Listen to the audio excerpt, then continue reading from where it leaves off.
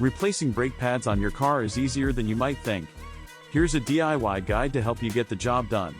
First, gather the necessary tools and supplies. You'll need a lug wrench, a socket wrench, a C-clamp, brake cleaner, and new brake pads. Next, loosen the lug nuts on the wheel you'll be working on and jack up the car. Finish removing the lug nuts and take off the wheel.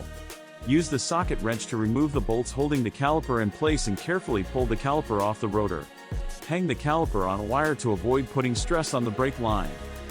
Remove the old brake pads and use the C-clamp to compress the piston back into the caliper so the new, thicker pads will fit. Insert the new brake pads into the caliper and reattach the caliper to the rotor. Tighten the bolts to the manufacturer's specifications. Replace the wheel and lug nuts, and lower the car. Repeat the process on the other wheels.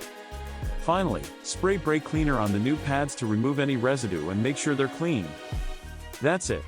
With just a few simple tools and supplies, you can replace your car's brake pads yourself and save money. Thanks for watching. Don't forget to subscribe to our channel for more DIY car maintenance tips.